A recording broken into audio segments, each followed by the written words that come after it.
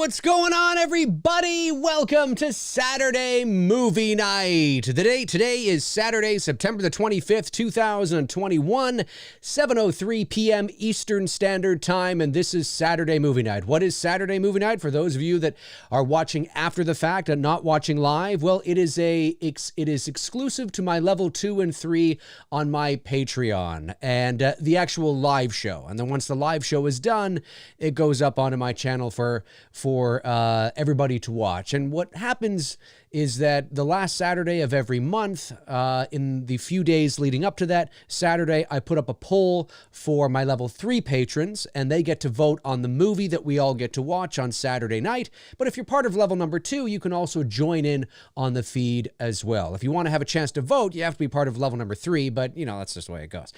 Anyway, my Patreon link is in the description below, but I put up a poll, and it was The Golden Child that took it. I put up some horror, I put up some comedy. We had Airplane in there. We had Poltergeist 2. We had The Monster Squad. What else did we have up there? We had, of course, The Golden Child, and I think I put Hot Shots in there. I think I had Hot Shots. I have Hot Shots in there. I can't remember now. Let me see here. Let me just quickly actually take a look and see what the actual poll was. I forget this month. It was, let's see. Okay, so the movies were My Bloody Valentine, Monster Squad, Poltergeist 2, The Golden Child, Airplane, and Hot Shots. And The Golden Child won. The Golden Child won. The next in line after that was Airplane, followed by Monster Squad, and then My Bloody Valentine. Poltergeist 2 and Hot Shots did not get any votes at all. That actually surprises me. I thought for sure that Poltergeist 2 or Hot Shots would get some votes, but they did not. So The Golden Child won. Now, what is Saturday Movie Night? Again, I just explained it to you, but this is not a director's commentary. So if you're looking for all the nitty-gritty details of, you know, said movie that we are watching, you may want to look elsewhere. However, that doesn't mean that depending on what the movie is, I may not know a thing or two about the movie, but just, you know, this is just friends hanging out, watching a movie on Saturday night. That's what this is. And this is one of my favorite Eddie Murphy comedies of all time. 1986, this was the movie that basically caused the rushed production of Big Trouble in Little China because they were very similar in many regards. This is not a movie that gets talked about a lot. It's certainly not one of Eddie Murphy's movies that get talked about a lot. You know, you usually hear about The Nutty Professor and, of course, Beverly Hills Cop, 48 Hours, Trading Places, Coming to America. You hear about those, and rightly so. They are classics, absolutely. This movie, though, I've always really liked this movie. And it's Eddie Murphy being Eddie Murphy at the end of the day. But I really like it, you know. I want the knife. For those of you that have seen the movie, you know what I'm talking about. You know what that means. Anyway, Cody Snyder. Welcome, Cody Snyder. Welcome, Reese. We'll see if anybody else rolls on in throughout the hour here. I won't be watching the movie, just hanging out really. Hey, that's okay. That's all right. You're more than welcome. Just hang out and chill and relax. You do not have to watch the movie, but I will be watching the movie. And where is the movie here? Okay, I'm watching it off YouTube. I am paused 4 seconds in. The Paramount Pictures logo is just coming up onto the screen. I have 4 stars that have just entered the frame, and they're about to go around the mountain. That's where I am. So I will wait a couple of seconds here to get everybody set up. For those of you that want to set it up and watch The Golden Child with me, I don't suspect that this movie will, you know, do very well on my channel, or this video will do very well because, you know, Halloween, watch my Halloween. Dang it. I'm just kidding, folks. I'm just kidding. Calm down. I can see it now. Dave, that wasn't very nice. Oh, calm down. Jesus Christ. Jesus. Take a joke. Relax.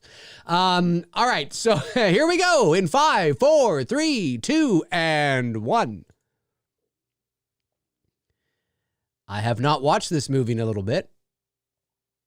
Is this movie on Blu-ray? I know it's on DVD because I have it on DVD, but I don't know if it's on Blu-ray.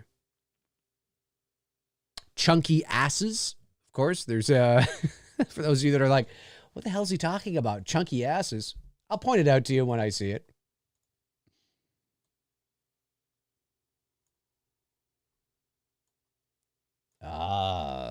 Tibet, present day. That's right. Present day, 1986.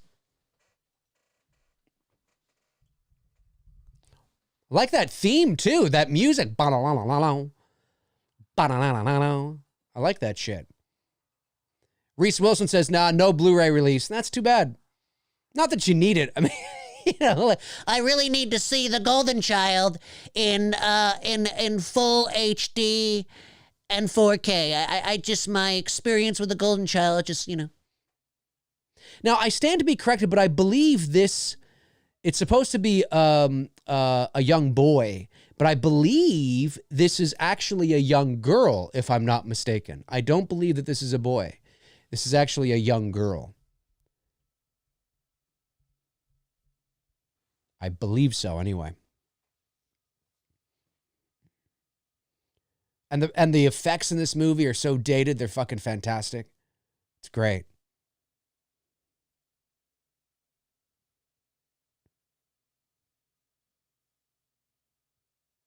When Eddie Murphy, like, towards the end of the movie, when he you know, has all those, like, tests he's got to go through and, you know, the booby traps and all that kind of shit, it's very surreal. Like, it's very surreal. It kind of reminds me, because he has to step on those, like, those pillars, right? And it kind of reminds me a little bit, it's always reminded me of A Nightmare on Elm Street 2 at the beginning, when you see the bus on top of the, you know, on top of the ground that, of course, is given away. It's always reminded me of that.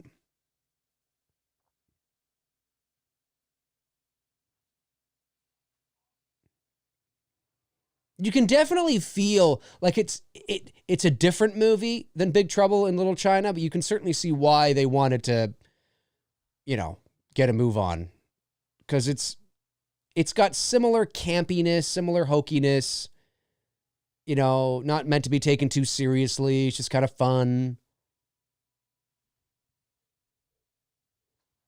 This soundtrack's really good.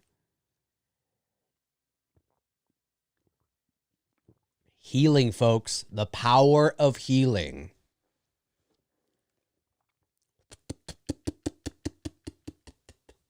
That's what that sounded like when that bird took off. That's the flapping of the wings there.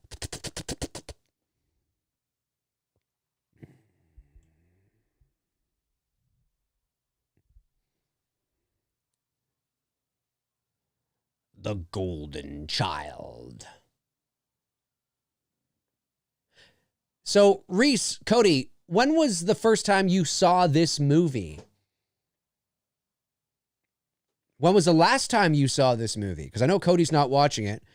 So when was the last time you watched it? When was the first time you saw this movie? I forget this actor's name, but he's great in these roles as a villain.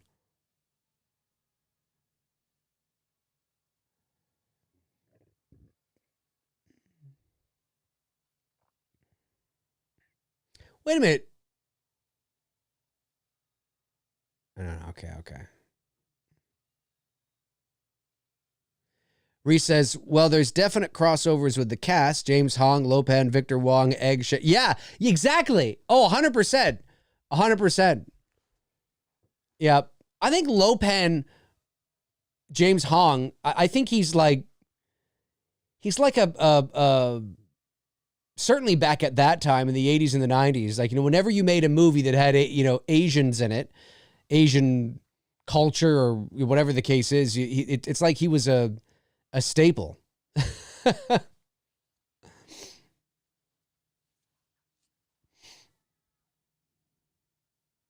always thought this guy looked goofy, but kind of cool at the same time. It's like these cartoon henchmen. Reese says, oh, I first saw this in 86 at the cinemas. Oh, same with Big Trouble Big Trouble, I was 5. Don't remember much. Oh, you're so lucky, though. Yeah, in 86, I would have been 7.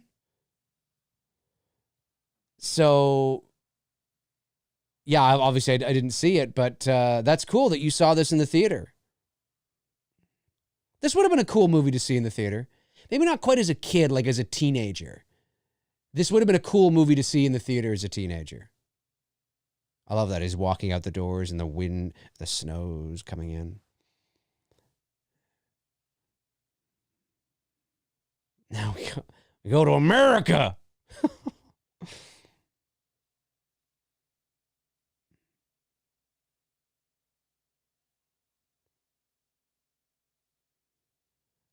That was Rocky and Bullwinkle. It's got a very sort of Beverly Hills Cop kind of vibe. Not really, but you know what I'm talking about. Eddie Murphy. Cody says, don't know the last time I saw it, Dave, been years. Yeah, it's great. Oh, here comes the chunky asses.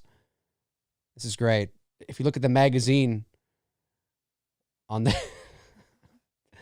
oh, there's chunky asses.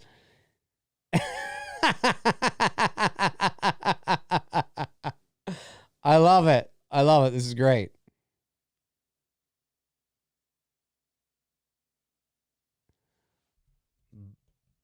Butt cake. As if you'd be reading that right out there like that, though. I've always found that funny. As if you would be standing there reading that just right out in the open.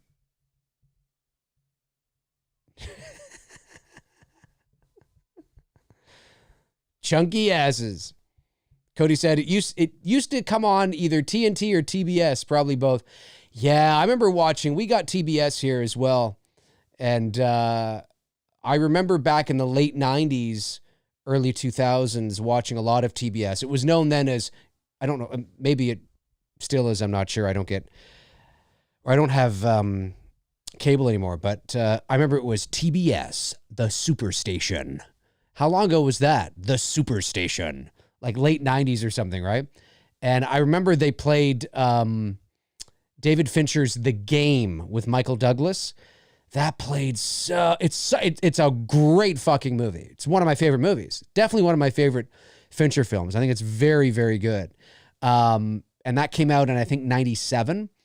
And I remember when I was in college, so 8, 9, I remember it would come on, and I'm pretty sure it was TBS, like several times a day for like a fucking year. Like, it seemed like that anyway. It was crazy.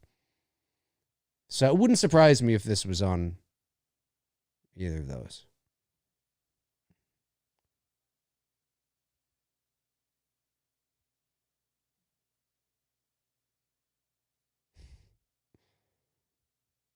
And of course, this is Eddie Murphy in his prime,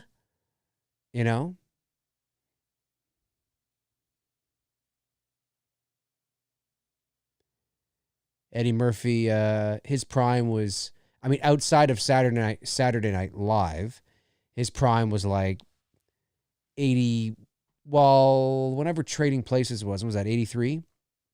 Like 83 to 93, like in that 10 years. And then Beverly Hills Cop 3 is when it kind of was the beginning. I know he had Dr. Dolittle and whatnot, but the Shrek movies, it doesn't really.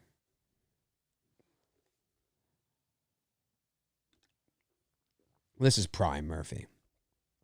86, it's prime. Cody says Superstation. Yes, Dave, I remember. The Game is great. The Game is great. Yep. The Superstation. Cody says, I love all those thrillers with Michael Douglas. Perfect Murder is great. Oh, Perfect Murder is great. That's based on the Hitchcock film Dial M for Murder, which I think is actually based on a play, I believe. I might be mistaken on that. As if you would do that.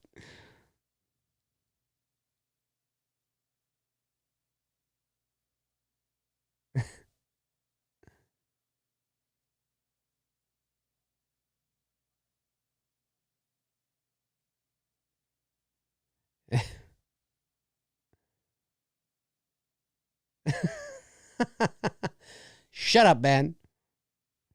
Cody says, I myself sometimes overlook Eddie Murphy's impact of the 80s. He was on it. Oh, he's a legend. He's a comedic legend. And, depending on your age, I don't mean you necessarily. I mean, in a general sense, a lot of the times if you're just coming up now, I mean, if you're younger, I mean, no, why would you care about Eddie Murphy? I'm not saying you, Cody. I just mean in general, right? He hasn't been in the game for a while, and he still does, things here or there. But in the 80s especially, I mean, he was just as big, just as bankable as anybody in the 80s. And he was huge, absolutely huge. And, his films, I mean, Trading Places, 48 Hours, Another 48 Hours, Beverly Hills Cop, Beverly Hills Cop 2, The Golden Child, Harlem Nights, Coming to America. That's, I mean,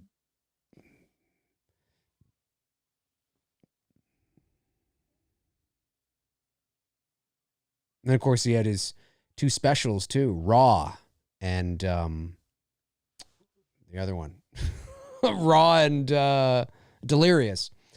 Reese Wilson says, it's funny how things work, though. This movie was a huge hit, but Big Trouble wasn't. Yet Big Trouble in Little China has had a longer life in terms of pop culture, merchandise, home video, etc. Yeah, it's true. That is ironic, isn't it? Yeah, it's interesting. Well, this was all about Eddie Murphy, right? I mean, by 1986, Eddie Murphy was a bankable star. I mean, he had done at least the first 48 Hours. I forget when the second one came out. He had done at least the first 48 Hours, Trading Places, the first Beverly Hills Cop. The second one, I believe, was the year after this one, 87, I think. But he was already that's why this movie did well, is because Eddie Murphy. Now, I like it. I do like this movie. I think it's fun. And Eddie Murphy's Eddie Murphy. He's classic Eddie Murphy in this, doing all his shit and his one-liners and stuff. And I think he's great. He's absolutely great. I think the story's cool too. It's different. It was actually not shot in Tibet, by the way. They did not go to Tibet to shoot this movie. But I don't think they did anyway. I'm pretty sure they didn't. But this was one of those, yeah, it did well. But I mean, again, right, it's because of him. And the movie's good, but I don't think the movie was as good as the other movies he was in. And I think that's true. I think when you look at 48 Hours, Beverly Hills Cop, Trading Places, I think those are better movies than this movie. And I think that's largely why it probably didn't have the pop culture lifespan that the others have had. Because like I always say, just because a movie makes a lot of money doesn't mean it was good. It just means a lot of people went to see it, right? It can mean it was good, of course. I mean, it can, under certain circumstances, repeat watches and all that kind of stuff. But yeah, it did well initially because it was Eddie Murphy. And then it just, for whatever reason, it doesn't get played a lot. It doesn't get talked about a lot when you talk about Eddie Murphy films. And I can understand it, but I love it. I think it's great. I like his little garb here, too. His leather jacket and the hat. The soundtrack's cool. Very 80s. He investigates missing children. It's cool.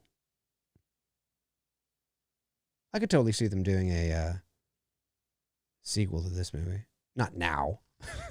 Now, yeah, they're doing sequel to The Golden Child. Like, I like this theme. Not nearly as good as Axel Foley theme. But I like this. Here, you guys can't hear it, but this theme.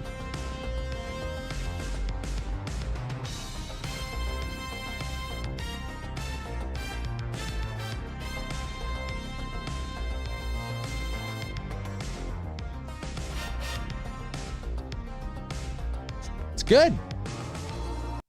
It's a good theme.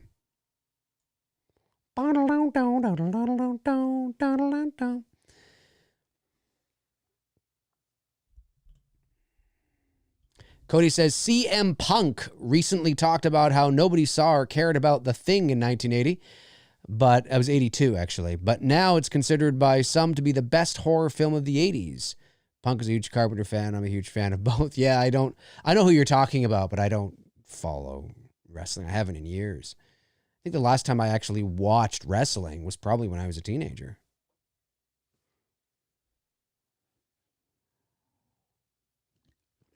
Yeah, some people think it's the best horror movie of the 80s. It would definitely be on a list. It would be there. I don't know if it's the best, but it certainly would be on a top 10 list for sure.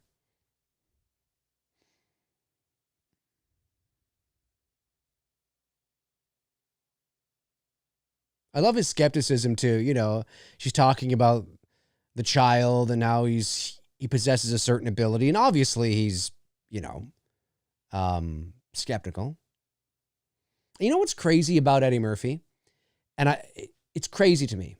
When he did the first Beverly Hills Cop, now, and maybe it's just me, but when he did the first Beverly Hills Cop, did you know that he was only about 22, 23 years old? Eddie Murphy was born in 1961. I'm pretty sure anyway. Hey, Google, what year was Eddie Murphy born? Eddie Murphy was born on April 3rd, 1961. Yeah, 1961, April 3rd. So Beverly Hills Cop came out in 1984. So he's 23. But let's say he was 22 when they shot it. Like, I mean, he seems older to me in that movie. Not like 40, not quite my age. I'm 42, obviously. Not quite 42, but he seems like maybe like 30. I don't know what it is. There's something about him in every movie he's in the 80s. But it's like he's 22 in Beverly Hills Cop, which means he's like 25 here. He's like 26, 7 in Beverly Hills Cop 2. He's like 27 or 8 in Coming to America. But for whatever reason, he always seems like he's over 30 in his movies in the 80s. I don't know what it is. I mean, 22, it's a fucking kid. No offense if anybody's watched this after the fact. You're a kid. It's a kid, man. You know, like, I'm just like, he doesn't, it's just his sense of, I don't know. Like, there's a maturity about him. Like in this movie, he's 25. I would not. But if you had told me he's like 35 or 33 or something, I'd totally believe it. I'd buy it, no problem. 40, I'd be like, wow, he looks really good for 40. But I totally believe he was like, yeah, 30, 35. I don't know. It's just crazy. It's just weird. There's John. Isn't that... I like this voice, though, too. This voice is really cool. When you listen to this voice, this is good. From ourselves. He is the bringer of compassion. If he dies, compassion will die with him. I like that. That voice, it's cool. It's cool. Ree says, yeah, that's true. Yeah, Eddie Murphy was a superstar. Kurt Russell, however, had done a string of flops and even said to Carpenter, I think I'm death. Do you really want to use me? Carpenter didn't care, though. Yeah. Kurt Russell wasn't, certainly at that time, he wasn't a bankable star. He had a string of flops. I mean, it really wasn't until Overboard in 87. I think Overboard was 87. That movie did fairly well. But I believe, did Carl Reiner direct that? Hey, Google, who directed Overboard 1987? Overboard was directed by Gary Marshall. Oh, Gary Marshall. Right, Gary Marshall, of course. And that movie, I think, did fairly well. And then, of course, Kurt Russell kind of had a bit of a rebirth, I guess. But yeah, in the early part of the 80s, early to mid 80s, Kurt Russell wasn't, he wasn't but he certainly wasn't as bankable as Eddie Murphy. That's for sure. Not even close. No.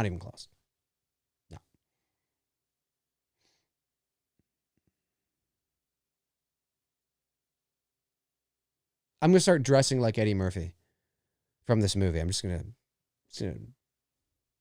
dress like him. It's fucking great. I love it. Cody says, I think I mixed it up with The Shining. The Shining, yeah, The Shining was 1980. That's right. Yep.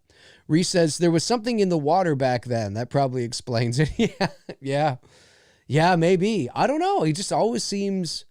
It's strange, though. Like, as you get older, you surpass the age of the people that... Like I'm older than Harrison Ford was when he first played Han Solo. When he played Han Solo the second time, too. You know? I'm older than Harrison Ford when he first played Indiana Jones. Not by a lot. He was like 39 or whatever. So, not by a lot, but it's just weird. The older you get, you look, but I still see them as older.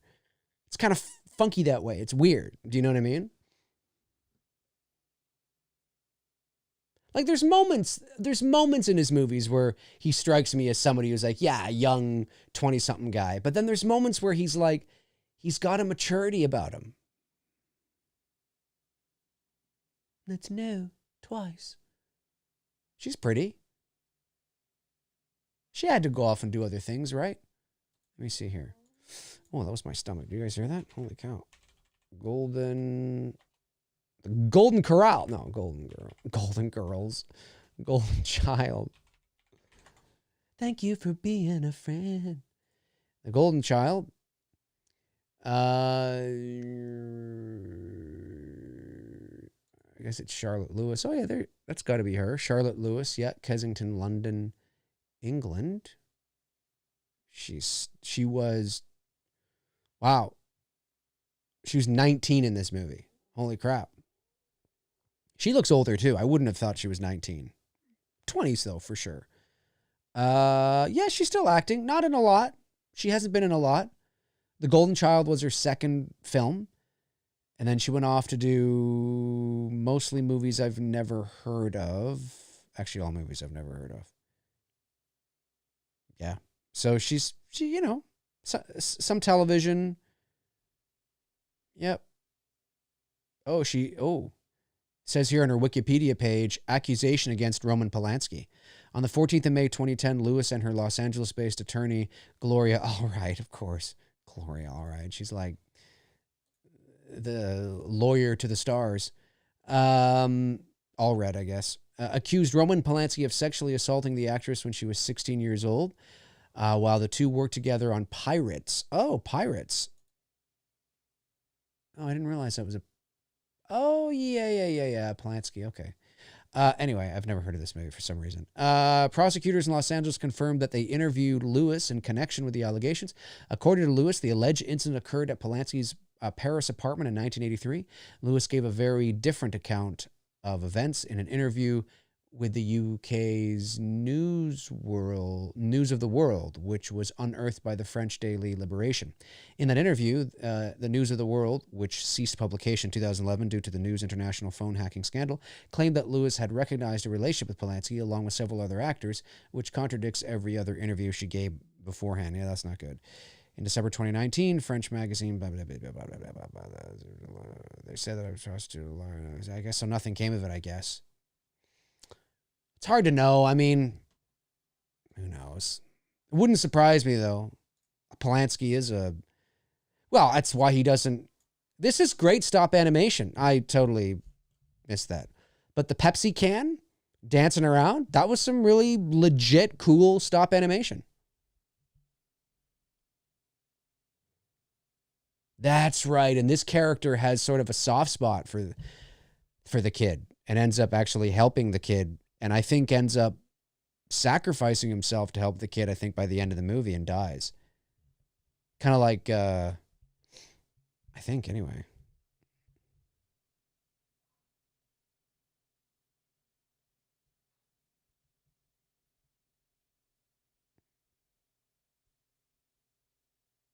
Yeah, it's creepy. Yeah, Polanski's a piece of shit. Great filmmaker, though. Great director. But there's a reason why he hasn't been back in the States in many, many, many years. Well, because he'll be arrested if he comes back. He will be arrested. Reese says there was some. Oh, I already said that. I was like, oh man, I never thought about that in that way. Damn, there's no excuse anymore. I gotta get into Harrison Ford. Into Temple of Doom Harrison Ford shape. Yeah, he was in great shape in that. But I mean, like as I get older, like I was in really good shape when I was in high school. And in college and whatnot, I was in great shape. And I'm not in as good shape as I was back then. Who is when you hit 40? But I realize now, like back then when you're younger, I mean, I was working out every day. I was doing the weights every day and running practically every day and all that kind of stuff. And you could too, right? Because you were young, you were full of energy, and you didn't have any other commitments. Like, it's not like you had generally speaking, like you had a roof over your head, all your bills were paid, you had food on the table, right? You're a teenager, for fuck's sakes. As you get older, it gets harder. And to maintain the physique that we had when we were kids, I mean, it can become a full-time job, depending on the genetic makeup of your body already, right? But I'm thankful though that I've been able to, because I still run. I run a lot. I run about at least 3 days a week, 5 or 6K each time. So I've been able to maintain a healthy weight, which is good. So, and I still have a weight bench that I do the weights. I don't do it, like I'm not like pumping iron every day and whatnot, but I'll get on there and do it every now and then, and just to keep my strength up, so to speak. But these actors that look like that in movies, I mean, Hugh Jackman even said, look, I don't know if I want to do another Wolverine, partly because I don't know if I want to work out like that. Like nobody looks like that naturally. It's a full-time job in and of itself. Looks great. I mean, who wouldn't want to look like Hugh Jackman in Wolverine, right? But it's a full-time job. That's all they do. Leading up to the, going to production, that's what they're doing. Like every day, it's their job. That's their job before they go to their job, is to get shredded like that, right? It's not sustainable. It's just not sustainable. Unless you're a full-time bodybuilder and that's what you do, that's what you want to do. You know what I mean? Well, then it's sustainable because that becomes your job. That's all you do. But to live a normal life and look like that is just, it's not sustainable. You know what I mean? But I think what is sustainable, and I think what more people can do, is maintain a healthy weight, eat right, and keep your strength up, and just look normal. You know what I mean? Don't, and that's what I've been doing. So, but yeah, some of those actors, man, they get like shredded. I love this. I love how he comes over the balcony. He's like, I just want some chips. That's it. Just some chips. I just want some chips. Calm down now. I just want some chips. Turn over now. Come on. It's burning. It's great shit.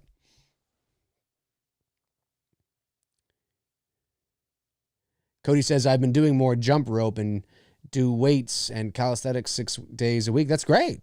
That's great, man. That's right. Yeah, Reese says, yeah, I just try to keep fit now. The missus doesn't mind a bit of flab, though. Yeah, it's just about keeping fit. Like, that's what it is, right? You know what I mean?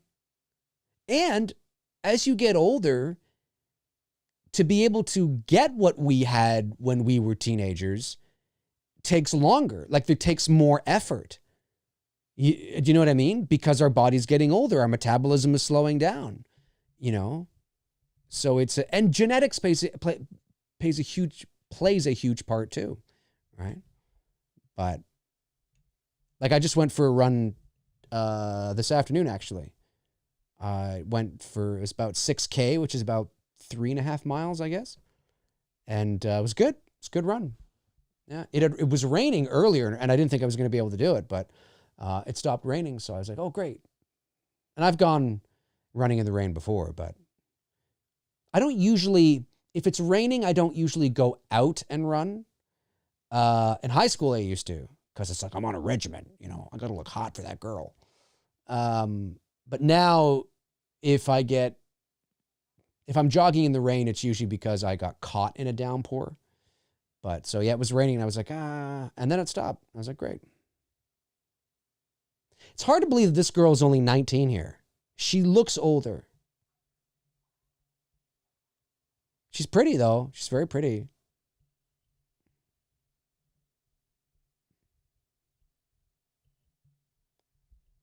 She comes and saves Eddie Murphy's ass here. I wonder who's singing this song. I wonder who is singing this song.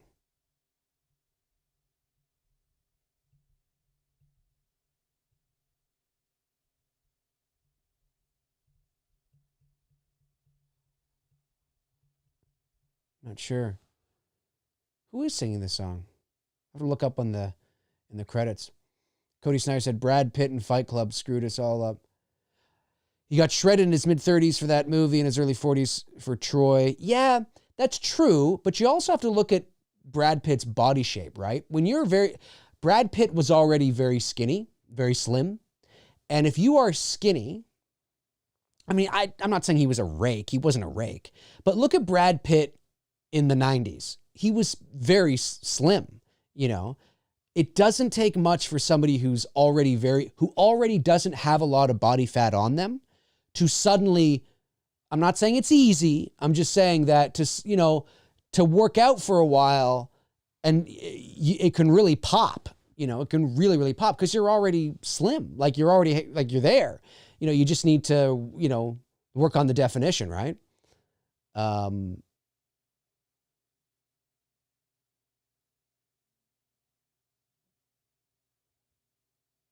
love this. It's the man thing. Man shit happening here. She fucking kicked these guys' asses too. It's great. But yeah, no, he did look great. He looked great in those films. But it's not. But even that's not sustainable, right? Looking like that all the time, it's a lot of work. I remember in high school when I was looking like that. It took a lot. Like I would run every day after dinner and I'd be working out on weekends and stuff. And I also played hockey too. I played 13 years of ice hockey. So in the wintertime, obviously that was part of my workout too. And you can burn a lot of calories and keep fit playing hockey. So, but you're a teenager, right? I mean, you're full of energy.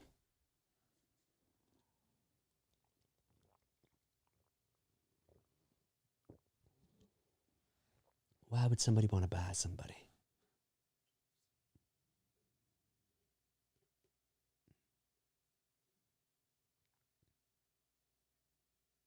This is such a good movie. I can't believe this movie doesn't get a lot of love.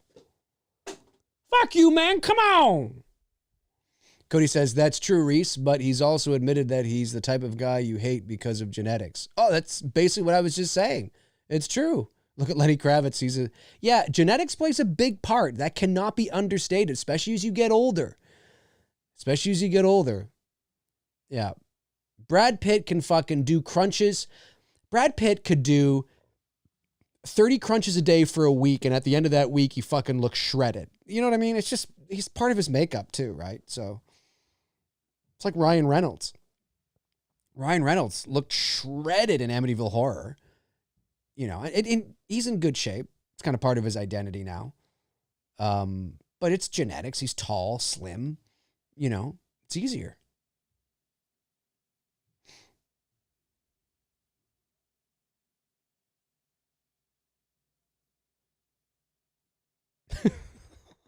I don't think you could do that today.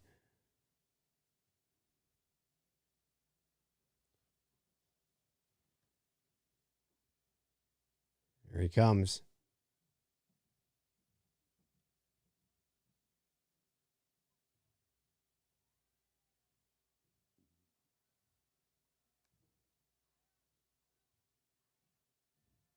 There's definitely more, like there's definite camp and cheese in this movie for sure. But I would say that think Big Trouble in Little China probably has a little more camp and cheese. But this definitely has it, though. Maybe more of the supernatural. Like, there's a supernatural vibe to this vibe. There's supernatural to this movie too, obviously, because of the healing powers of the child and all that kind of stuff, and then the creatures and yeah, what the fuck am I saying? But I think Big Trouble in Little China maybe is a little more on the nose with it, maybe a little more campy with it. They almost play it like straight in this movie with some camp, where Big Trouble's kind of like camp with some straight.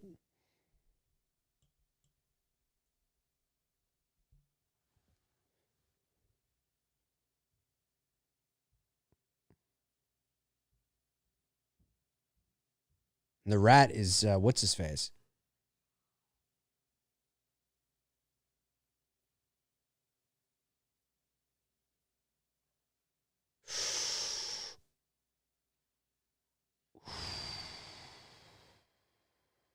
He plays that role so well, though.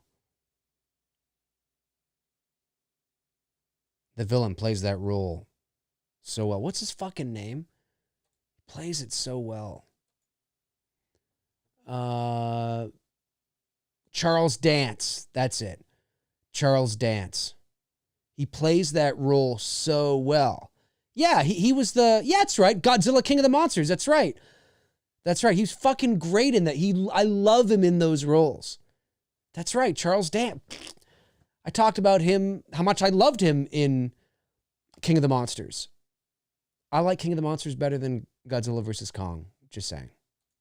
I don't hate Godzilla vs. Kong. I don't hate it. I thought it was fun. I enjoyed it. It was a fun ride. Nothing wrong with it. But I think Godzilla King of the Monsters is a better movie. And hardly anybody agrees with me.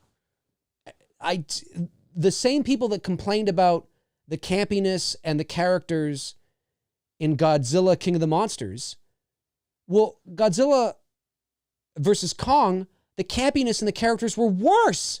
They were worse in that movie, and yet people were praising it. And I'm like, what the fuck? I guess it's because it's Godzilla versus King Kong, and I don't know. I think King of the Monsters is a better movie. Overall, I think it's a better movie. And Charles Dance is the villain in that movie, right? And I think he plays a great villain.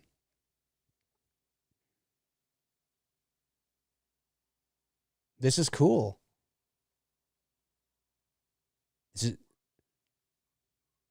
That literally sounds like Dr. Claw. Listen to this. Is the child still alive? Why is the child still alive? He is surrounded at all times and in all the four directions. But by I'm telling you right Do now, not underestimate the power of good, and do not dismiss the strength of the child. Time grows short. The child will never eat the blood. What must I do? Move the child before the chosen one draws near. And to kill him? Your jaunty dagger. It is not of it is this world. mine. With it you Do can it kill now. I was turning me up. I realized that my mic was down a little low. I don't know why. the child for it. Now I'll probably get copyright strike on that. Whatever. It is now. It is time. Use the dagger to kill the child. That's what he said. It's a great voice, but it literally sounds like Dr. Claw. Gadget, what are you doing? Reese says Charles Dance is such a great villain. Could not agree more. Last action hero as well. That's right. That's right. I forgot about that. Andrew Stevens, my man. Andrew Stevens is here. Hey, Andrew, welcome. Quiet night here, but we're hanging out. We're watching the movie anyway. We are about 39 minutes, 47 seconds in. I love how he goes to sleep and then he wakes up here like he's been summoned. Well, he has. I mean, that's kind of the situation.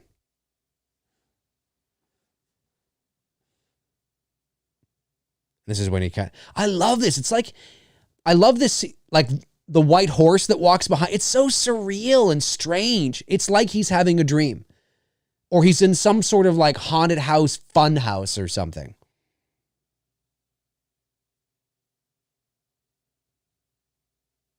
And how he can't see himself in the mirror, but he can see. Yeah, that's so good. This is so good.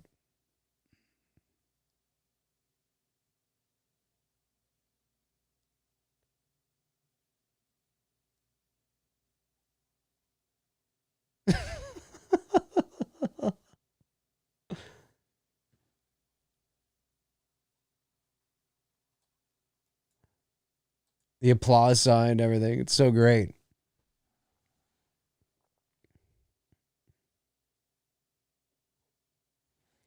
Let me I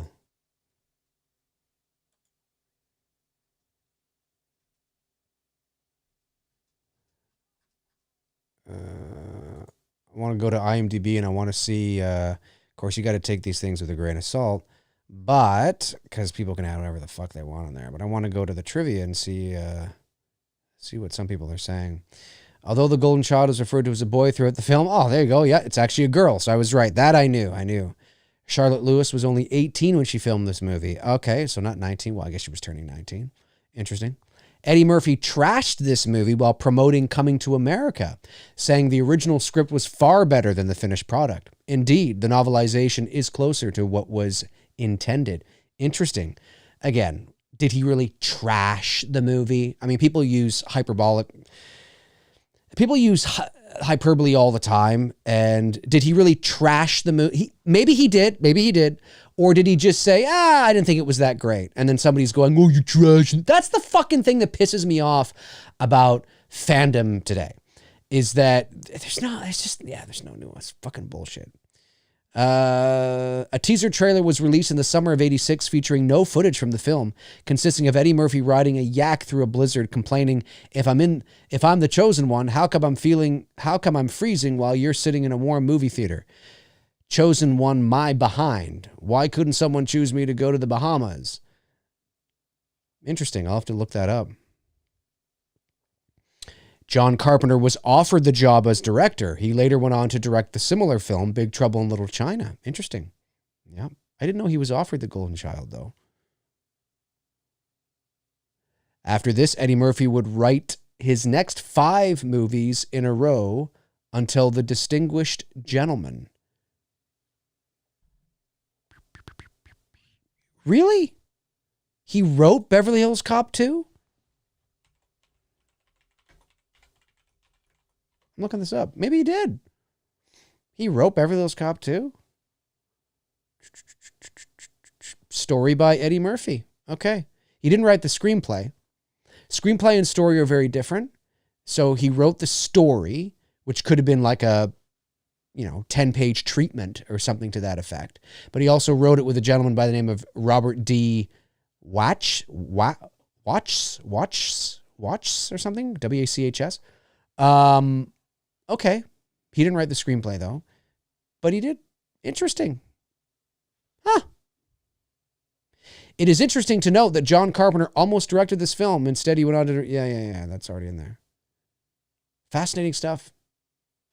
It's a great movie. Underrated. Chunky asses, folks. There's always room for some chunky asses.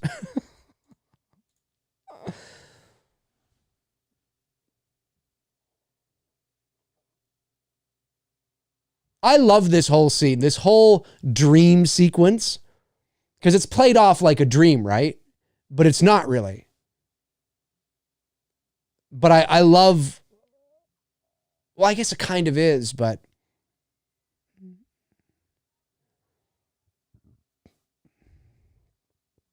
this whole sequence I love. I loved this movie as a kid. This was one of my favorite. Yes, he wakes up. And it is a dream, but was it? Do you know what I mean? Because he looks over and he's got the scar and everything. And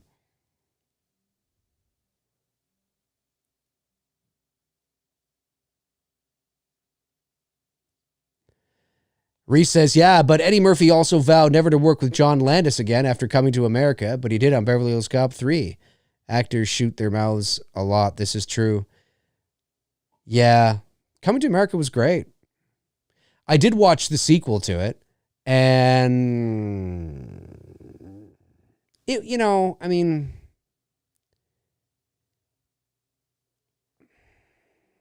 I didn't think it was very good. I thought it was okay. Like it's fun to revisit the nostalgia. It's fun to, you know, that's always fun. But I didn't think it was that great of a movie.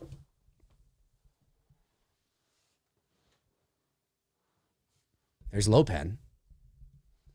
I want the knife.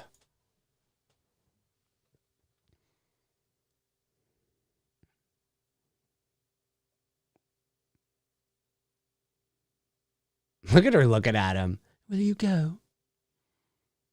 Look at my eyes. Cody says that Landis has had a rough go at it. Yeah, Landis, well, I mean, yeah, he's a good director, though. He's a good filmmaker. He's made some good movies. The second one, yeah. I mean, listen,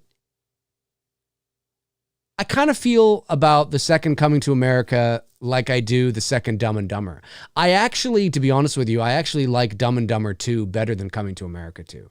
I think Dumb and Dumber 2 is not as good as the first Dumb and Dumber, but I don't think it's as bad as people make it out to be. I think it's, well, I don't know. Yeah, maybe they're the same. It's just for nostalgia, you know? I mean, that's why you do this shit, you know?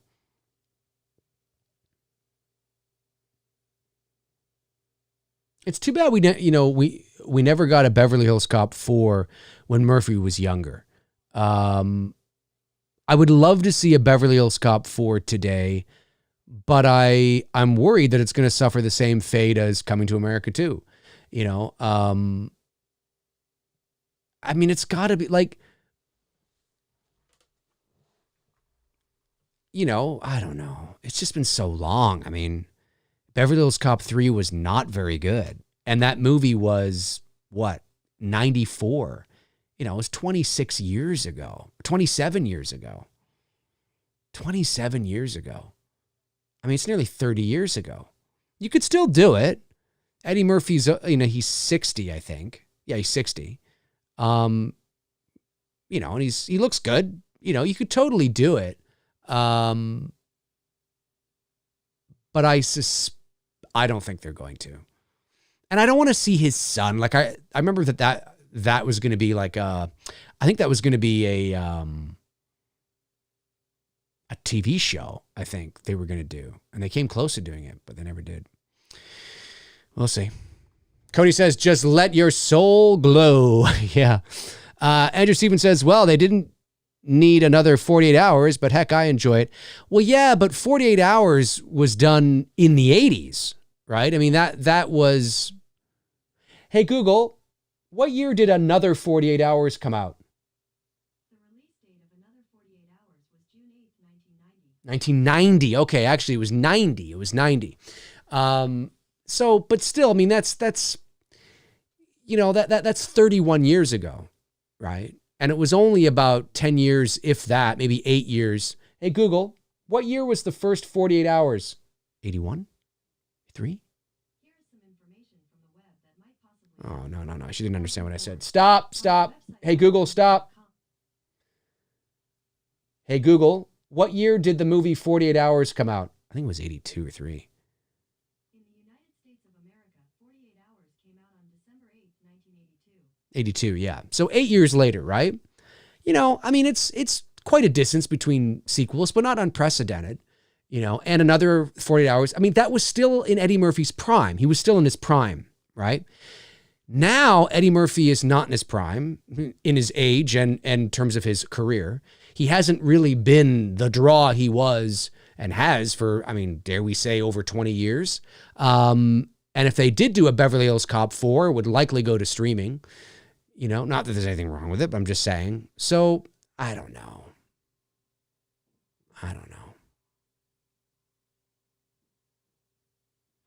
We'll see, though. Cody Snyder says, I love the Lethal Weapon franchise more than the Die Hard franchise, but that first Lethal Weapon would have been okay by itself.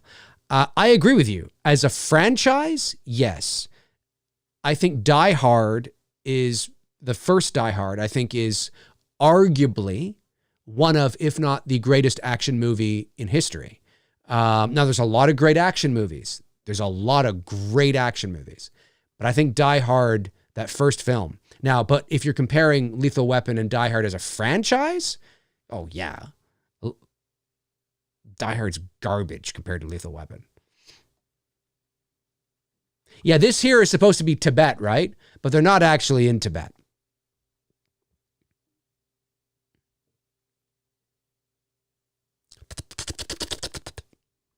It's my bird flapping its wings sound.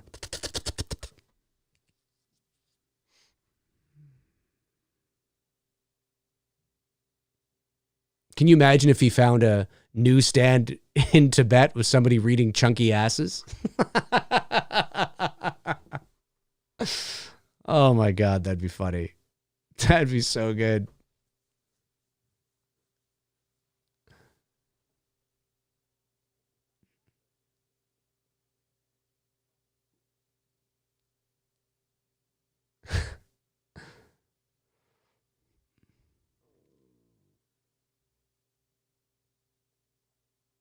Yeah, I like this movie. Cody says, I know Frank Riker said he enjoys Lethal Weapon 2 more than the first, but the first one is so goddamn special for me. Did Frank say that? Yeah, maybe he did the other day on the show, actually. I'd have to watch the second one again. They're all really good, really. I mean, at the end of the day, oh yeah, he's this guy.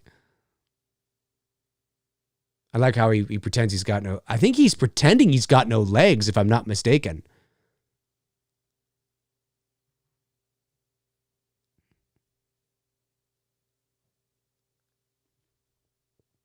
Andrew Stevens says Lethal Weapon definitely seemed more believable over their sequels compared to Die Hard. How many times can John McClane really get stuck in a crisis like that? Yeah, it's not just that. It's the camp. It's just the execution, especially by the fifth Die Hard. What was it called? It was Live Free to Die Hard was the fourth. What was the fifth one? A Good Day to Die Hard? A Good Day to Die Hard. That was such ass. He became a superhero. It was fucking ridiculous. I actually like Die Hard 2. Not nearly as good as the first one, but I actually like Die Hard 2. I feel like I'm going to sneeze.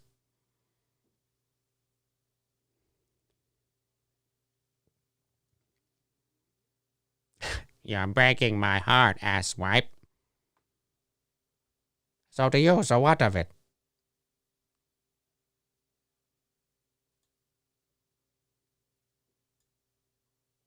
Monkey breath, puke face, something turtle slime.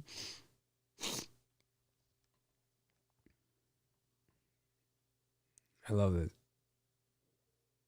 Yeah, yeah, that's right. He does have legs.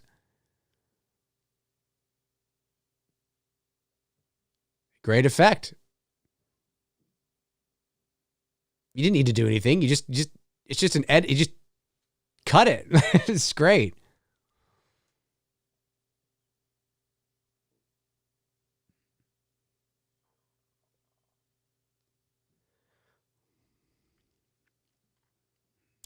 Naked.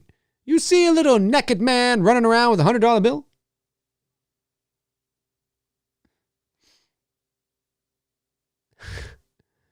Yeah, she doesn't feel like she's 18. I mean, she's acting, of course, right? Who knows if she's, but if you said she was like 25, I'd believe it. I'd believe it.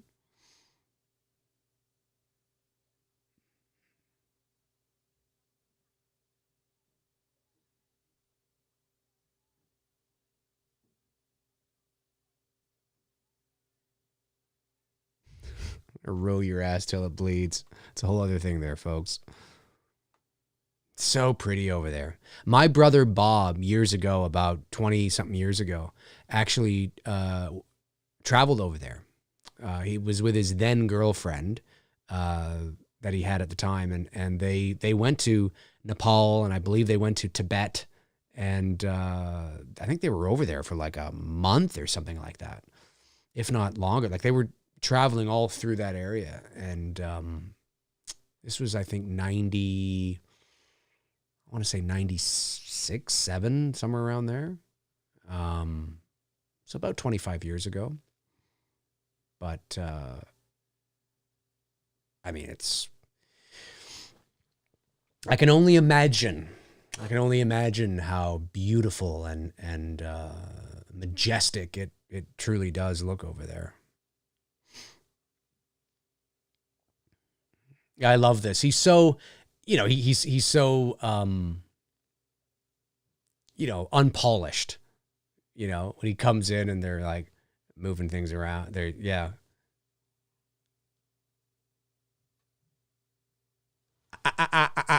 I want the knife, please. It's coming up.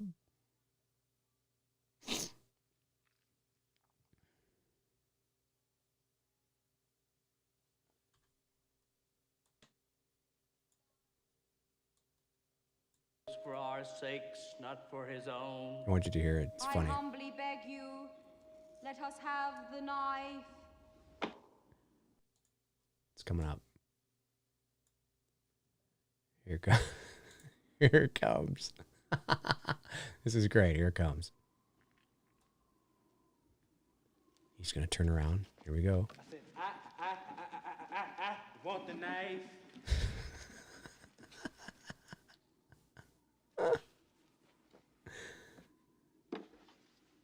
Let him ask again. I love it. I want the knife, please.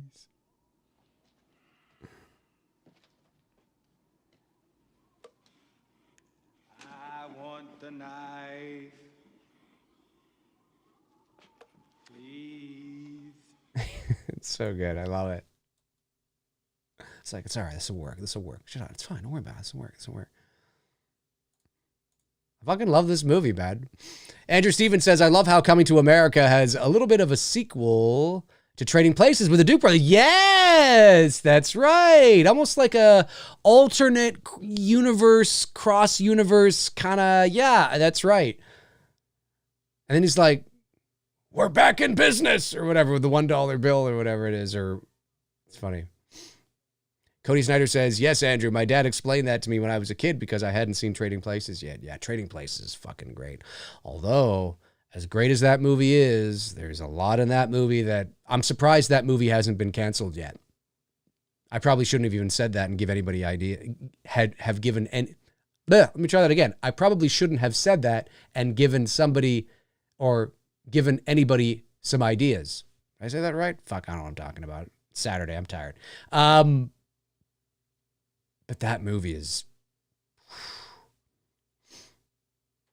there's a lot of non-PC shit in Trading Places, I'll tell you that. I mean, Dan Aykroyd's in blackface, for God's sakes. Talking to Eddie Murphy. Anyway. It's hilarious, though. I love this moment. I've always really loved this as a kid. When he goes through this door and he's venturing into this other realm. It's like this other world. It's like, it reminds me of like, it'd make a great haunted house at an amusement park or something. You go through these doors and you got to walk through all these like, through these spaces with different things you got to complete or something. It's just, I don't know. It's just, I always liked this part as a kid. And I love, of course I love Eddie Murphy being silly, he's just fucking around and shit. And he's got the glass of water that he can't spill. Now these pillars here, these pillars that you see have always reminded me of the pillars in A Nightmare on Elm Street 2, when the bus is, teeter-tottering back and forth on it. And it's obviously it's not the same. But I always think of Elm Street 2 when I see this. And it's like Eddie Murphy's like the bus. You know what I mean? That's a cool shot. There's a ground. You see, if I'm gonna be scared, and run back and say, there's the ground, Monty. I love it. He's standing on top of these pillars and he's looking down and there's no ground. And he's like, there's a ground. So he takes a coin and he flips it and it falls and you see it vanish into nothingness and he doesn't hear it hit anything. Then he's like, there's no ground here. There's no ground here. Oh shit. I love it. It's so good. And just that shot of the pillars going all the way down sort of into nothingness, like just sort of coming to this point into nothing. It's just a cool shot.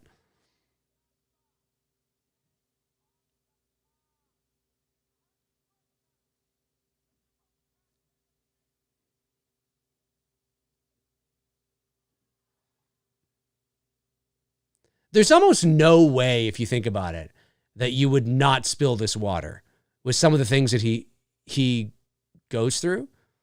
It's almost like, how do you not spill the water? I think when I watched the DVD version of this, and I actually might see it here on YouTube, the knife, I believe the knife is supposed to be suspended in midair over the fire. Like, I don't think there's supposed to be anything holding it up. I think it's just supposed to be kind of like in midair over this fire. But if you look closely, at least I think on the DVD version, maybe this version, maybe in the VHS version too, I don't know. You can see sort of the knife's kind of moving back and forth because it's being held up by these very thin wires, which I don't think we're supposed to see, but I can't remember. Because when he grabs the knife, he just grabs it and takes it.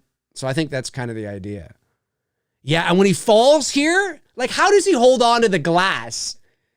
How does he hold on to the glass? But when he falls and you see that big pillar kind of tip over, like, I mean, just the art direction on this and the look of this is really cool. Like, it's a cool, very surreal, dreamlike thing that I always really liked. I always really liked this scene. The aesthetic of it, the feeling of it. Yeah, I love that he's like, whew, he's about to take a sip of water. He's like, oh no shit, I need that. Yeah, so if you look closely, it's moving. And I think it's just supposed to be suspended. Oh, see, yeah, no, I can see from one angle, I could see a wire holding up the knife, and I don't think we're supposed to be, I can kind of see it there, actually. I can see it. I can totally see it. Are we supposed to see that? Like, you can see the wire very clearly. You can see the flames, actually, the light bouncing off of the wire. But maybe the idea isn't it's supposed to be suspended with nothing. Maybe it is supposed to be held up. And if that's the case, well, then it's not a big deal.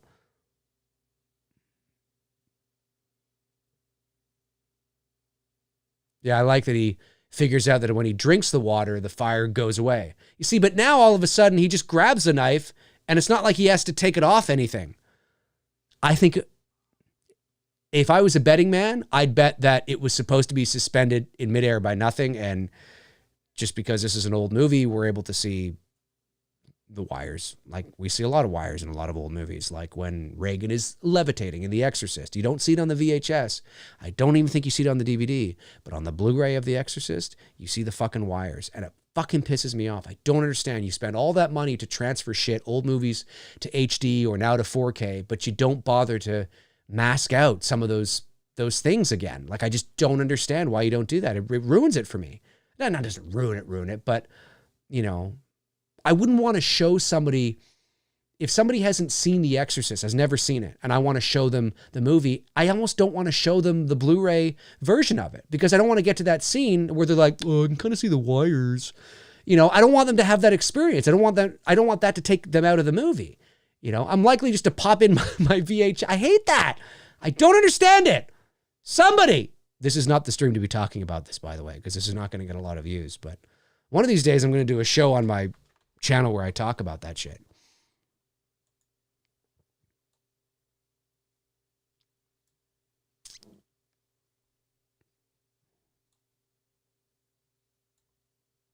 Oh, I know what you mean.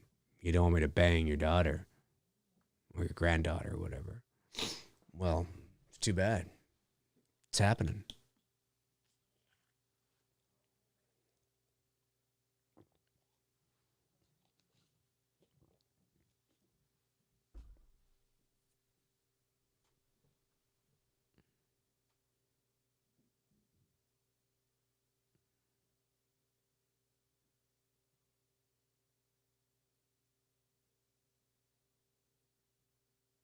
This is a cool moment. This is part of his arc, you know, kind of becoming a little more mature, I think. Some life lessons here this guy's telling him.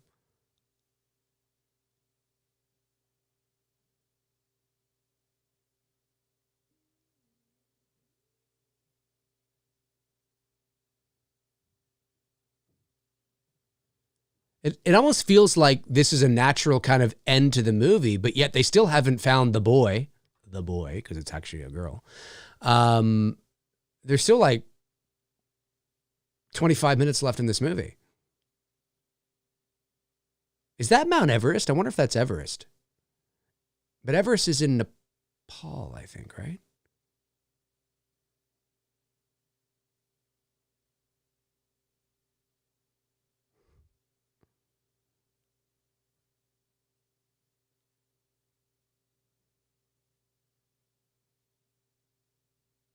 It's so funny. As Yev falls to this girl. She's gorgeous, though. She's very, very pretty. No doubt about it. She'd be stealing a lot of guys' hearts, that's for sure. Andrew Stevens says, I really want the collector edition of the Thing 4K. The Think. That's kind of like The Thing, but, you know, it's just a bit different. Yeah, that'd be cool to have for sure. Reese says, yeah, I'm going to purchase that this week. Very cool. Oh, I've seen it. I've seen people sharing those images around. Yes, it does look cool. It does look cool for sure. Yeah, absolutely. Absolutely. Arnold. Sylvester Stallone. This is such a good movie. Who doesn't like this movie? It's got some nice little, you know, life lessons, morals, values, comedy.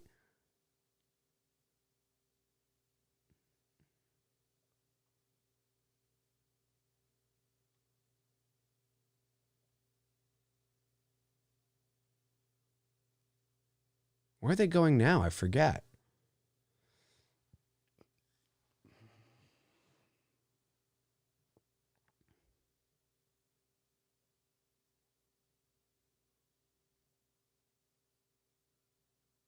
Yeah, that's right. It's got that.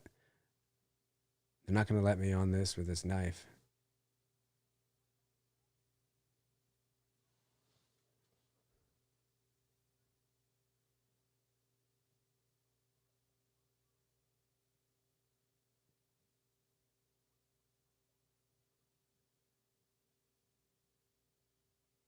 Oh, he puts the knife in. I forgot about this scene.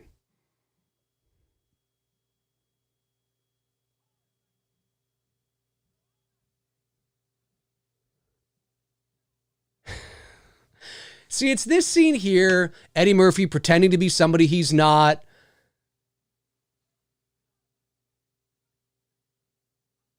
This is fucking great. He just opens his wallet. He's not showing anything. He's just opening his wallet, doing this. It's so good. You couldn't get away with this. I mean, you probably couldn't get away with doing this then either, but you could probably get away with doing something like this back then more than you can get away with doing this now.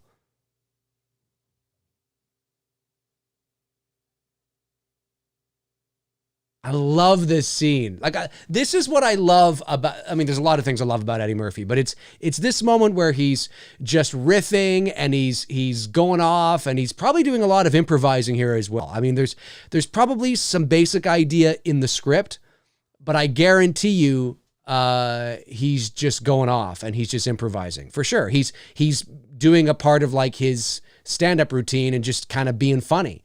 And you want to let people like that do that, you know, like Robin Williams, who was extraordinarily talented at just improvising. Like, you know, here's what we want you to do. Here's kind of the idea, whatever, go, action, you know what I mean? And then they do it and they, you know, you could shoot it through, you know, 3 or 4, 5 times and you'd have 3 or 4 or 5 different interpretations of the scene. So I don't know if it was completely improvised, but you want to utilize the talents of your talent. And Eddie Murphy certainly because it's something that he has in most of his movies, whether it's Beverly Hills Cop, whether it's, Trading Places.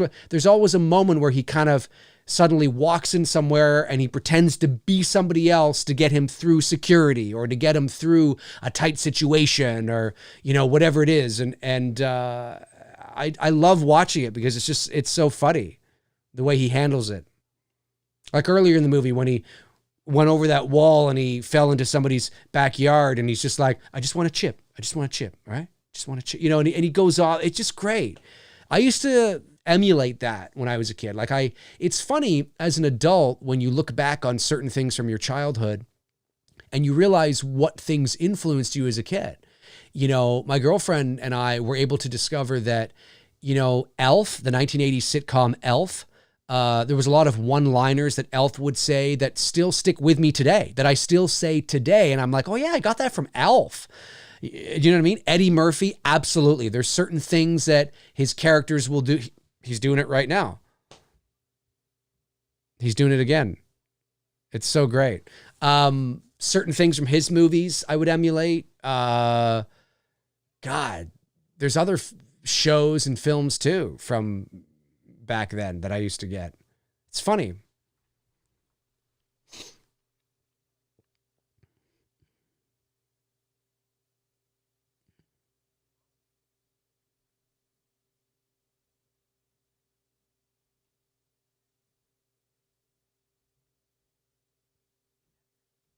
Like he could be Axel Foley right here, talking to Charles Dance, doing his shtick where he's like, well, I do.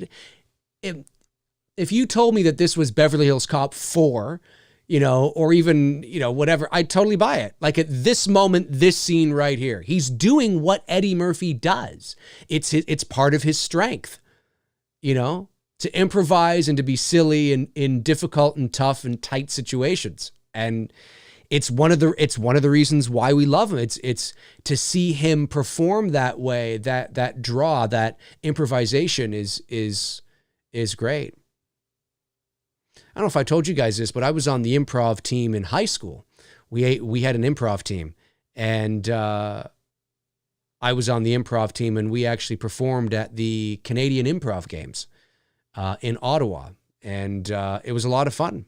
I had a blast.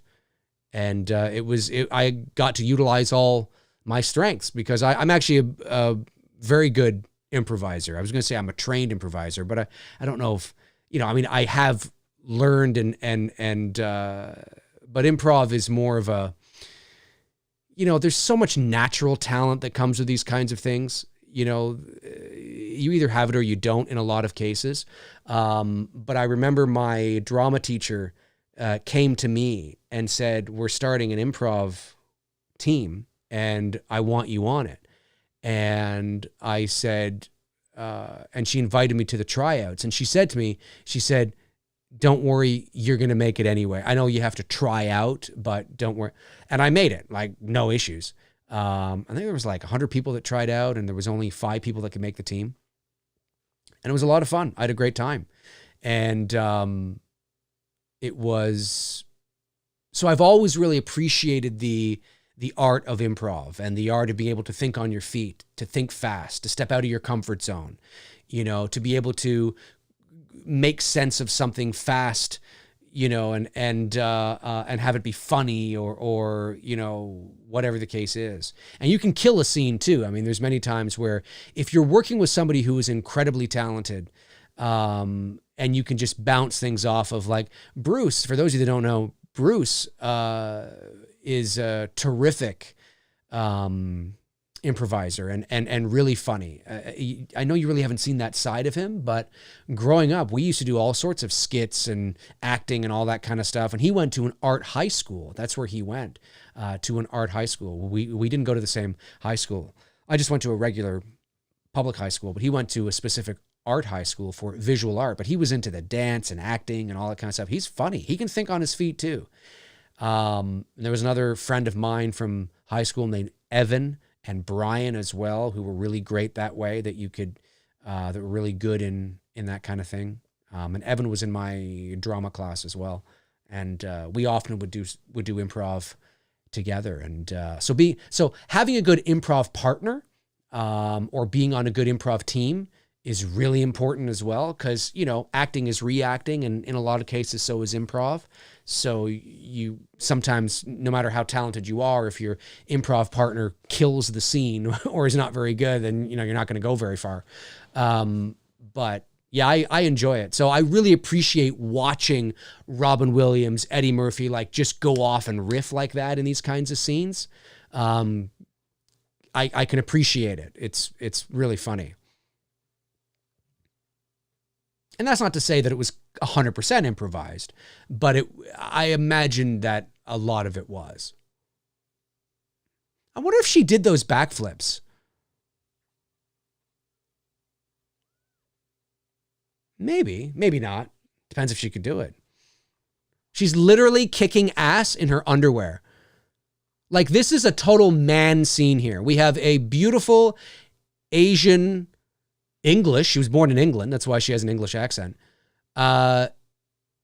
She's beautiful. She's kicking ass against these supernatural beings, and she's doing it in a man's dress shirt and in her underwear. Like, I mean, you know, you probably couldn't even do this today. It'd probably be seen as like sexist or something. And now she's doing backflips in that underwear. This is great. Oh, that's right. I remember this. She gets shot in the back. And he's got to bring her back to life. And they just walk away like, fuck you, you piece of shit.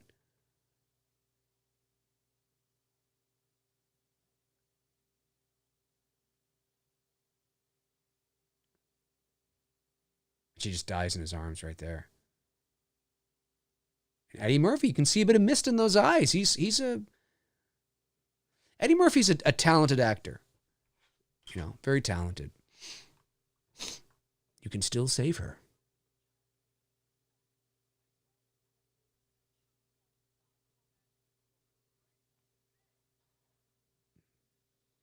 Yeah, that's creepy. Watching this scene, she's like a snake.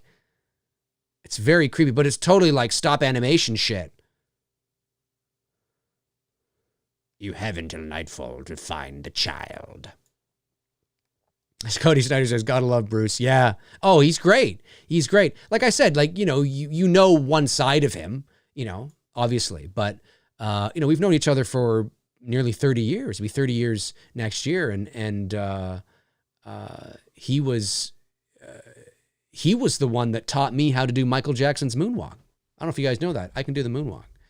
And he was the one that taught me how to do it. And he was into dance and theater and improv, and he's a talented fucking dude. He's a very talented dude. He did all of our storyboards for It's Me, Billy, which was great.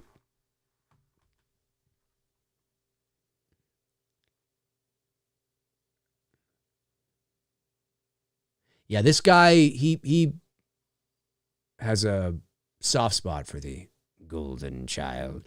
Was this the same actor or actress, I guess I should say, because it actually is a girl. Did she play that kid in the, what was that movie? It won Best Picture in the late 80s.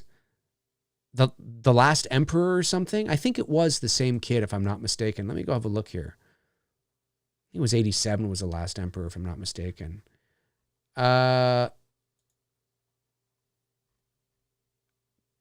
Born in 79, so we're the same age. Oh no, they're only credited as in The Golden Child. That's it. Oh, must have been a different person then. There's one credit to this person, Jasmine Raitt. One credit, The Golden Child. Which doesn't surprise me. I mean, clearly not a actress, right? She was born September 14th, 1979 in Monterey County, California. So that's cool. I wonder what she's doing now. Wouldn't that be cool if we could find her? Be like, hey, I got the golden child here. That'd be awesome.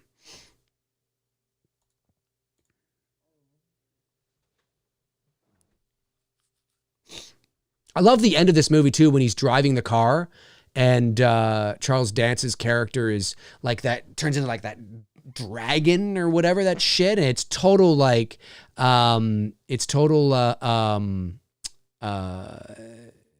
stop animation, and it just looks great. It's really good.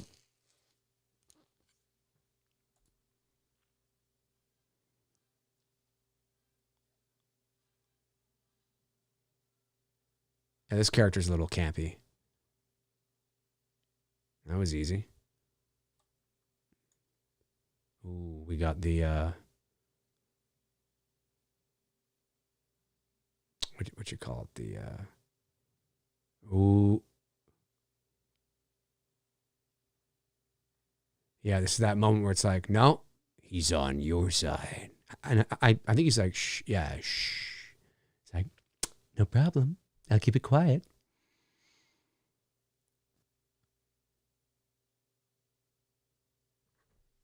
Masonic floor, that's what I was going to say.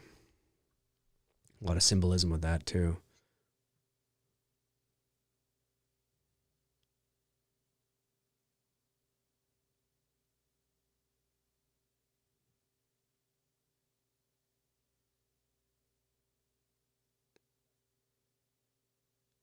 Get him out. Get him out, man. Come on. It's time to get him out, baby. Sinatra and Martin. Yeah. Yeah. Bruce and I dancing together. Reese says, I keep thinking this henchman is John C. Reilly. Yeah, I can kind of see that a little bit. My dear sweet brother Numsy. I love it. And he's turning into this fucking, yeah, it's like he's the devil, essentially with wings and shit.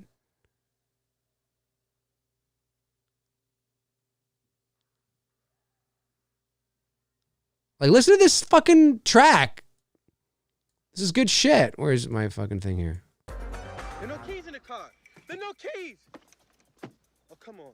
You don't need any keys. You have the golden child who's going to start the engine with, oh yeah. Everything's going to be okay. I know. I wonder if that was actually the voice. I love this. Look at this stop animation. This is awesome shit, man. Somebody give you a volume or what? I love seeing that through the back window and just seeing shit fall, and then you see like this dragon devil type fucking shit. Looks so good. It's so well done. This is really well done. Yeah, this is really well done. I think he gets rid of him by stabbing him in the heart or whatever with the knife.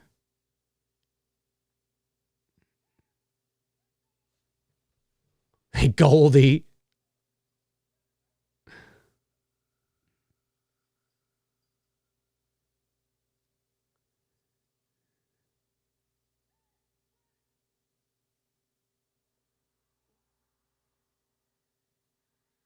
Yeah, it's so good. I love it.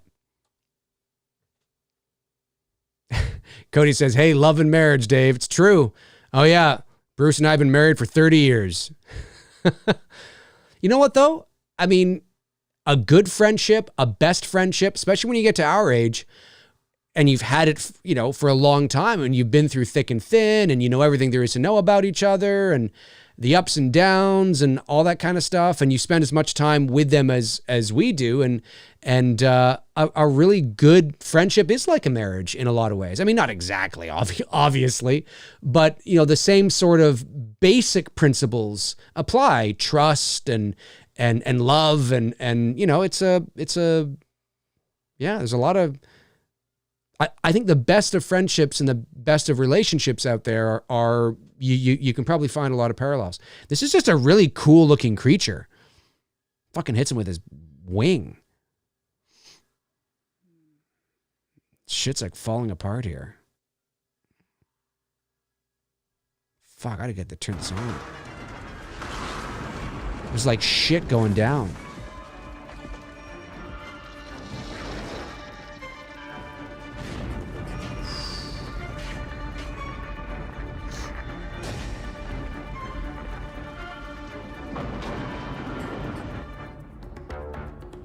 Listen to that theme. Or that track, I mean. Bow, bow, ba-dum, ba-dum. Bow, wow. Bow, wow. Bow, wow, wow, wow. Nobody sees this, by the way. They're traveling. Like, I know they're kind of in a rural area, but because that creature is so high in the sky flying around, nobody sees it. Nobody calls it in. Like, I mean, I'd imagine there'd be a lot of 911 calls. Kind of like, hey, man, there's like this devil and dragon bat thing flying around. It's Jerry Seinfeld. I don't know what to do. There's a giant bat thing flying around.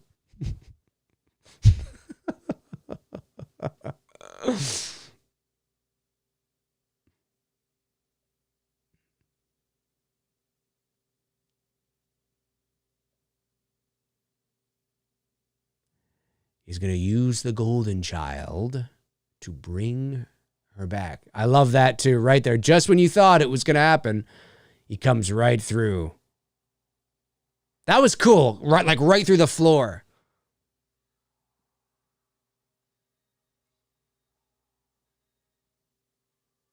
This is fucking cool. I guess he can't fly. His wings are sort of broken.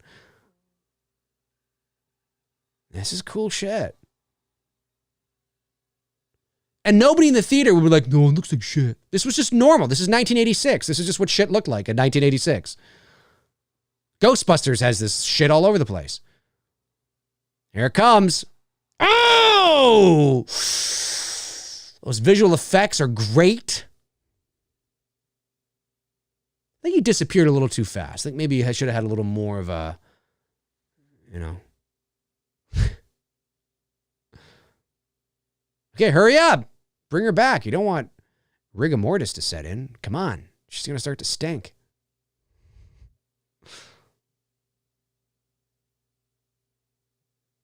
Well, it's happening. The transformation.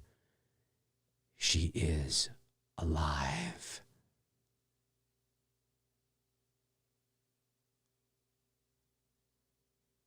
She's here. She's alive.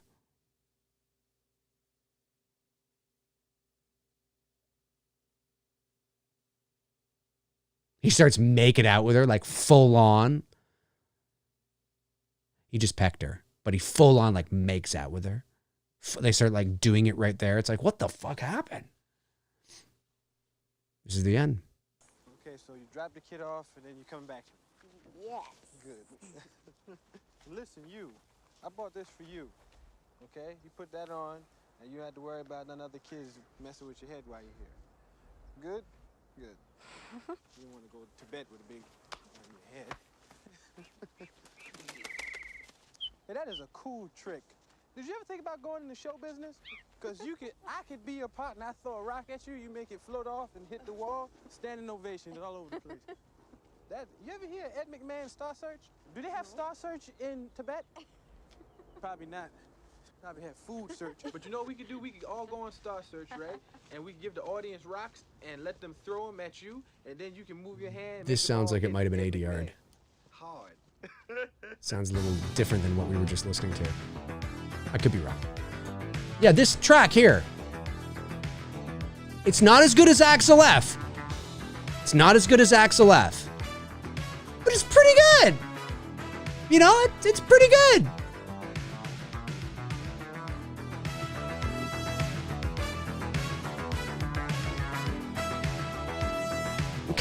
I'm kind of digging it.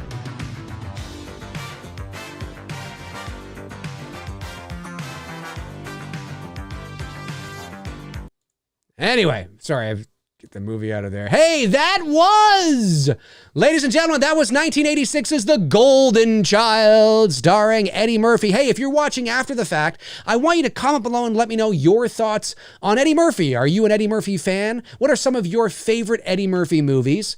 And do you like The Golden Child? Do you like it better than Big Trouble in Little China? Do you prefer Big Trouble in Little China? Do you like them both the same? I don't know. Maybe you're partial to Big Trouble in Little China because it's John Carpenter and you feel some sort of allegiance to the master of horror. Like there are people that like that. The Golden Child, though, I think is one of my favorite Eddie Murphy movies. Absolutely. And you know, I understand why it's not talked about a lot, not just in regards to Eddie Murphy, but sort of in a general sense. But it's always been a favorite of mine, and I'm glad we had a chance to watch it tonight. So Reese and Cody and Andrew Stevens, and I did see a few other people made their way in and out of here.